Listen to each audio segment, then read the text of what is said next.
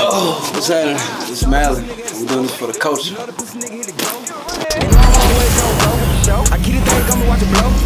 All the out backs on slow. You know, rolling up big smoke. I'm from the jungle like Mowgli. 9 out of 10, yo bitch, she know. All right, so here we go, man. We have Malio here in LA from South Carolina. How you feeling? I'm good, man. I'm good. Enjoying the vibes. So you're here in LA, working in the studio, visuals. What brought you out here? Really an experience, man. Just to get a different scenery for our visuals. And really just enjoy the LA vibe, bring new energy to everything. So this is your first time in LA. So you came out here before, right? Yeah.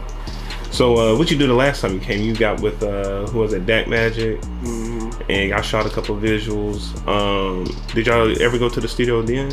Yeah, we went.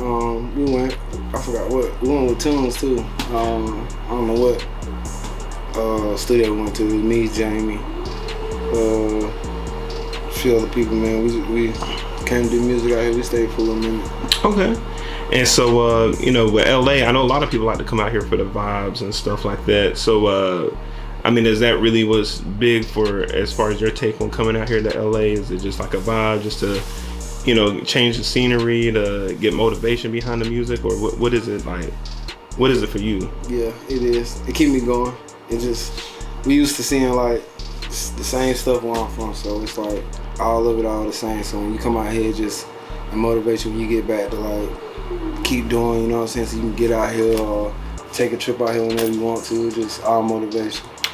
Because I see a lot of times, man, artists, they just get very firm on staying in the city and, you know, focus on what's around them and, you know, getting, I guess, I don't know what the word would be, I guess, the buy-in from, you know, the people they grew up with in their city. And so, yeah, you're one of the few artists I know of from South Carolina that really, you know, broaden, you know, their horizon as far as touching base in other cities. I mean, is that something you very much, you know, believe that every artist should really do, or do you think getting that buy-in from your city is more important, or growing it? Yeah, I feel like stepping out for sure is like something key that you need to do, because like being in your city, like just getting the support in your city is never always enough, because once you get that support, you're gonna need that outside hand anyway, you know what I'm saying, unless you in just like Atlanta or of course LA or something like that. But other than that, man, you're gonna need to reach out.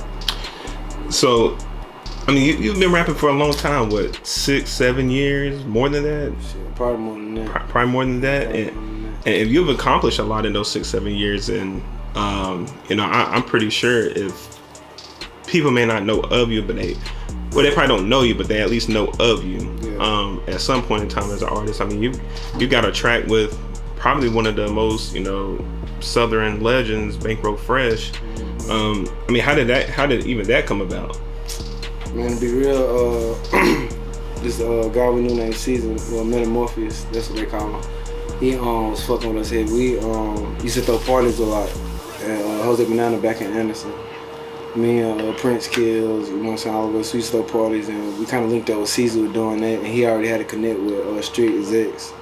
And so we started doing music, you know what I'm saying, it's Two Nasty Boys at one point. And so he was really fucking with us heavy, because we came up with a song called The Wobble. And we ended up dropping that, doing that, and he was just fucking with us, and I kept doing music with him, and he was like, shit, you know what I'm saying, I think I can get Bankroll on this. And so him, Prince Kid, we all came up with a little strategy or whatnot, ended up getting Bankroll on it, and just went from there. And so, like, what was that feeling like, having Bankroll, like, not only on a song, but in a music video? I mean, unfortunately, you know, he did pass away. I don't even think it was that much longer after the video, was it? Like, it wasn't that much long. I don't want to lie, but my memory career, within at least like, within a 6-month period, I want to say, just a stretch, I'm not sure. I'm not sure like that. So I mean, like, how does that feel, having, you know, a hip hop legend not only on the song of yours but also in a video? You know, is that something that still gets talked about to this day? Like, you know, when someone asks about Malio, like, is that still brought up, that, you know, Malio was like one of the few people who was able to get, you know, in the booth with Bankroll Fresh and have a visual? Yeah, it's like, yeah, I mean, a lot of places I go, like, especially a lot of older heads, like, I was in the mall the other day, and this old head was like, hey, Malio, you rap, right? And I'm looking like, yeah, that's me. But I'm thinking like, damn, this nigga old, like, so how you know? I'm like, yeah, how you feel that's me? It's like, man, I remember the song Bankroll, like, that's just cause that song a little older, you know what I'm saying? But that song right there, like, it's a lot. Like, that song right there probably is what people can remember me by almost, you know what I'm saying? But it did its work, you know, especially when we had shows or whatnot. He used to come down every time he was in the area in South Carolina. He used to hit us up, tell us come up, pull up, perform, and it was always love. It wasn't none of this. Like, what's up, my nigga? You know what I'm saying? Like, his homeboys linked with my homeboys, and it was all like, that shit was all like real. It was all real. And so when he came, like, did he ever charge y'all like every time he came, or it was just all love? It was mostly love. You know what I'm saying? Him and Prince Kills worked out a good little thing. So it was mostly love most of the time. And most of the time he was in the area, and he wanted us to goddamn pull it just to make sure, you know what I'm saying, everything was straight. So you do the song with Bankroll, drop the visual. I think the video is now at 25,000 views. Did it do as well as you expected it to? Yeah, I think it could have popped off a little more. You know what I'm saying? Once time, you know what I'm saying, progress, cause that's when we just started like knowing what to do with this music shit. You know what I'm saying? Like as far as how to promote it, what to do in the route. You know what I mean? And then when that happened, it kind of like threw us kind of like back. You know what I'm saying? And then that's when Scully popped off. You know what I mean? With the whole little situation. So it's like I think yeah. It could have done a lot better. It could have been a lot better. Right. So 25,000 views. So I'm just gonna kind of backtrack. So did you and Kills, like, have y'all been on each other, or was it just like how did the group come together? Because I remember him. I was with him one day. He was actually showing me some music he was doing back in the day. How did that come about? How did that group form? Man, to be real, like growing up, we all like. I'm from Pendleton area, Clemson area. I say both of them because like I went to Clemson first. You know what I'm saying? I was from, you know what I'm saying, went to Clemson school first, and I ended up moving to Pendleton. But growing up in Clemson and Pendleton, me and Buddha, we all grew up together. We all went to the summer camps together. His family, my family, they all close, so close that I really feel like we all kin, or we may not be, maybe, I don't even know how it works. But at the end of the day, our family like real close to each other. So we've been knowing each other since we've been like small. And he always used to try to rap, you know what I'm saying? Like, if there was like, you know how Soulja Boy came out popping, you know what I'm saying? There was another Soulja Boy, or people ain't know it was Buddha, you know what I'm saying? All Prince kids, you know what I mean? So it's like, he always was in that little music. So I would end up going to Pendleton, he was rapping, you know what I'm saying, the Clemson and stuff like that. I used to try to rap with my homeboys at Pendleton, but they never would let me rap. So, you know what I'm saying? I started popping off on my own, and we all used to come to my house to, when I stayed in Clemson, I ended up moving to Clemson my junior year in high school, and they used to come to my house every day. Everybody, like the whole clique, come to my house. We used to make songs in the front room from sun up to sundown, and that's how we all like popped off, and we came up with the group called Too Nasty. And it was straight, man. We even had like, actually at that time, we was probably like 17, 18, you know what I'm saying, in the ranges or whatever, and we had Quay, who was 14 years old. He came up with the group called Too Nasty, so, and it was like 8 or 9 of us in it, so that's how it all started. And so how long was the run with the Two Nasty Boys? Like, probably a good year to a year and a half to 2 maybe, if that. It was straight. It was a good run. It was fun. We did a lot of stuff. Met a lot of artists. Opened up for like Pastor Troy, man. So it was straight. And so I guess, you know, the group just ended up, I guess, going separate ways. So you started off going independent. I guess Kills went into management, or he always been in? He always been like the type to try to, you know what I'm saying, like manage a lot of stuff, you know what I'm saying, even with the parties and stuff. So everybody kind of like split up, you know what I mean. Wasn't no bad blood and nothing like that. It was just like everybody had different, you know what I'm saying, money situations. They want to do this and want to do that. So everybody kind of split up on that. And Buddha kind of just like, yeah, you know what I'm saying, I'm gonna do this, I'm gonna do that. And it started off as we doing YEA, and it was me, Matt Hatter, Jug, RP to Jug, and Scully came along after Jug passed, and it's just like stuff just went from where it went from where it's at from now. So YEA label made, you're part of YEA, but I don't think currently you're not with YEA, correct? No, it's like it's more affiliation. Like it's more like. See, we always been deeper than the music, so it's like the music don't really, you know what I'm saying, define us. But as far as like the people looking on the outside, looking in, it's like YEA don't fuck with Malio, Malio don't fuck with YEA. You know what I'm saying? It seems like that from looking out, but behind doors, like we all fuck with each other. Like you know what I'm saying? Like Buddha hit me up, oh you should do this, you should do that, or I'll be like, what you think I should do? You know what I'm saying? This that. So it's all still love. It's just like a lot of stuff, and a lot of people got involved in YEA to cause that little mishaps or whatever you want to say, however you want to say it. So it's still love, just really just people stirring the pot, doing what they always do best, speculating, and it just goes out of control. And next thing you know, it's something completely different from what it was. Yeah. So, so YEA, how was it, being under YEA and then just now going completely independent?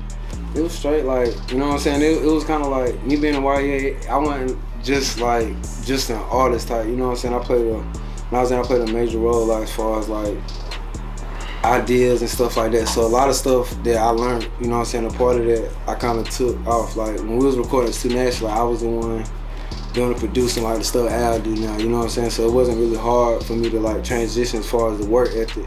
It was hard transition as far as like the promotion wise, like getting stuff out there, trying to, you know what I'm saying, trying to come up with different approaches, you know what I'm saying, especially like doing it on your own, because doing your own, that shit costs, you know what I'm saying, it costs a lot, so you gotta stay on, you gotta have that hustle mentality to keep going and going, and like, no matter what, like I ain't stopped yet, you know what I'm saying, so I don't know, you just gotta keep driving for this shit. It's just more work, it's more work put in behind it.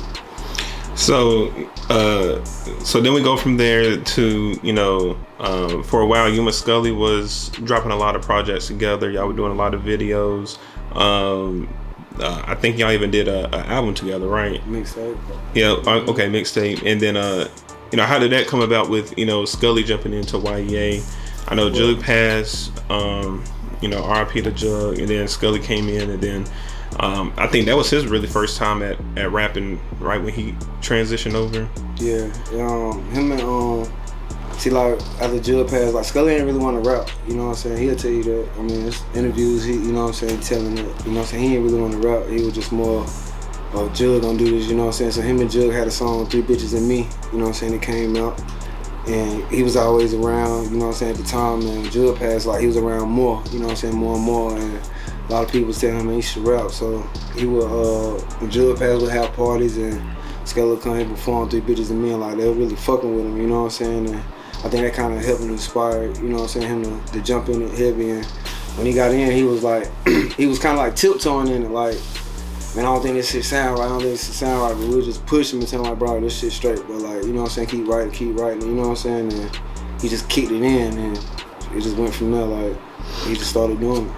And so when Scully jumped in, did you end up taking him under your wing a lot and, helping him navigate around the music? And I can say like in the beginning, you know what I'm saying, because like it's a lot of times me and him had talks about like music and, you know what I'm saying, shit like that, and I'm trying to be like, look, bro, you know what I'm saying, this, that type of shit, but I mean, he really, you know what I'm saying, there really ain't too much to it at this level, you know what I'm saying, and the level we at, so there's a lot of stuff that he already knew, you know what I'm saying, that come with it, so he really kind of jumped in, like, he jumped in jogging, you know what I mean, so he kind of jumped in with a pace, he already knew, he was just more of a, I just hope they fuck with the type person, you know what I'm saying? So. Okay, and so, I think at that time, is that around the same time you ended up actually linking up with Al Tunes? I see Al over there working. Yeah, we actually, the first time, to be honest, man, I honestly felt like when we first linked up with Tunes, man, we was sitting at my house, we was going down a damn phone book, man, that's how old this shit was. We were going down a phone book or something, looking up engineers and shit, and we fucked around and called Tunes, like, a lot of people, you know what I'm saying, when they first book About Time, they don't really get the tune. They're like, man, he put up. But some way, somehow, we ended up getting right to tunes. First time we ever recorded About Time, been with tunes. 9 times 10 is with tunes, you know what I'm saying? Not saying that nobody else does is legit. It's just, we always book with tunes, so it's like we always just been locked in with them. So, since we've been locked in with tunes, it's just been like, kind of up with the music, you know what I'm saying, as far as doing what we want to do, as far as when we record and actually getting our shit out there in time. So fast forward to today, you know, locked in with Tune, you know, drop projects under YEA, Two Nasty Boys, independently. I see that, you know, you've been working with Jamie a lot. I've even noticed that you switched up, you know, your style and flow a little bit. You know, what was that transition like? Is it just really keeping up with times? Was it just finding yourself, or? To be honest, it was really Jamie, to be honest. Like, he hit me up. Actually, I don't even think he hit me up himself first. I think he hit Prince up first. This was like right when we kind of started, you know what I'm saying? Because he had showed me when we first linked up, like, old messages between him and Kills. And I don't know if, like, Kills read it or not read it. I can't really remember exactly, you know what I'm saying? But some kind of way, I ain't know about it. He wanted to do songs with me and Scully and whatnot. But he ended up hitting me up, you know what I'm saying, directly. And I think it's song that he fucked with the most was Ghost. I had Ghost or something like that I had dropped, and he was fucking with it, and he hit me up. And I think our first song was Famous, Thank You Famous, something like that. What was it, Jim? I think it was like Thank You Famous, something like that. But Malio first song? what was our first song? Make You Famous? Oh, was it In Love with a Gangster? Yeah, In Love with a Gangster, yeah. And then we did Thank You Famous, yeah, In Love with a Gangster. But anyway, we did that, man, and that kind of like, it just opened me up, you know what I'm saying, to like, okay, I can do something different now, you know what I'm saying? Like, I ain't gotta just stay in this rapping lane. I can kind of switch over here. I already feel like I can do anything, like, as far as kind of music. I just, as long as I get the beat or how we do it, and I'm comfortable, I can do it. And so, you know, you end up having a son. How old is he? He one in 6 months. One in 6 months. Did you ever end up putting music on pause?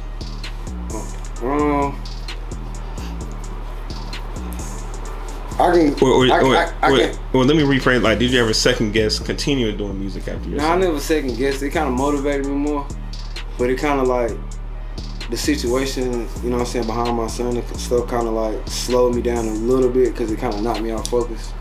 But you know what I'm saying, once he got here, you know what I'm saying, and it kind of motivated me more. Like, my last album was called Aeon, which is his middle name, and that kind of like, that whole album is like everything I dealt with from prior to a little bit before him to everything from having him until the time I dropped the album, like situations and that I went through. So it's like, and I don't even think people realize the interludes and intros on that was home audio, right? That's not taking them to the studio. That's actual, completely authentic, organic, from, you know, off your phone, right? Yeah, exactly. He done been to the studio with me once. You know what I'm saying? He was like younger, but he straight. He addicted to music, which is not surprising, but he the way he addicted to it is surprising. So I'm kind of ready to see how that's gonna turn out. So, LA, what's the next city you plan on, you know, going to, or, you know, trying to network in? Man, I done been a lot of places, man. I think I want to go to Texas. Texas. Honestly, I think I want to do something in Texas, man. I ain't really hit Texas, but I got family in Houston. They don't want me to come out there for the longest, but I just need to go. So, any, you know, upcoming projects or, you know, anything special coming up that you plan on? Yeah, I got, a lot of people don't know I got a cartoon, man. And I ain't on no Soldier Boy or nothing like that, but probably in my area, I'm probably like the first person with a cartoon and actually like rap, you know what I'm saying? And we already got one episode. The whole cartoon is Tristan's World, and it's basically like me and my homeboy Tristan and his brothers who gave me my name Malio. We all just chilling in like certain situations in life. We reflect back on, but it's more of a comedy type thing, so it's pretty dope. We drop another episode probably within a month, and we ain't gonna speak on it right now, trying to talk to some good people to get it on a good network to get it rolling. So hopefully that's straight. And so, speaking of Soulja Boy, you know, recently he went on Twitter, was talking about NBA YoungBoy and NBA YoungBoy fans. I mean, have you been keeping up with that? What's your take on that, as far as, you know, the industry? Me personally, man, I'm a YoungBoy fan. You know what I'm saying? You know, he younger than me. You know what I'm saying? But like, I see it like this: like, life experiences ain't really got no age on it. You know what I'm saying? And he go through a lot, so it's like a lot of shit he put in his music, you know what I'm saying? I kind of either going through it or, you know what I'm saying, I can relate to because it's just certain shit. So I see the post about Soda. I just think Soda he just on one of them little modes when he ran and want attention, you know what I mean? Because I don't really think he know what he got going on, man. And with Soda was being locked up, you know what I'm saying, not Soda Boy, Young Boy being locked up, people tend to troll you, you know what I'm saying, even more than anyway. But they know what they doing. All right, man, Malio, live from LA, man. Any shout outs you want to give before, we close this out? Really shout out to everybody who's been rocking with me for the longest. Shout out to my dog Jamie, you know what I'm saying? Look out for anything. I tag him in, y'all. Make sure y'all go follow him. We lit, doing everything. Shout out to really, you know what I'm saying, my grandma. And shout out to my son, man. And that's really about it. Really nice to meet you. Loving your smile, really digging your feet. Flying in from Seattle to the major branch from Reef. Barely even know it, still trying to meet a peep. Bring it back like a seagull, bust it up and let me eat you. Let me put you on the track, lay you down like a feature. I'm a known bitch stepper, I be moving like sneakers. If it's 40 talk, it gon' sound like a preacher. Hey, say what you mean what you say, bro. I been trapping like a bitch, I ain't tryna go broke. Tryna cop it to the chain, so big than a choke.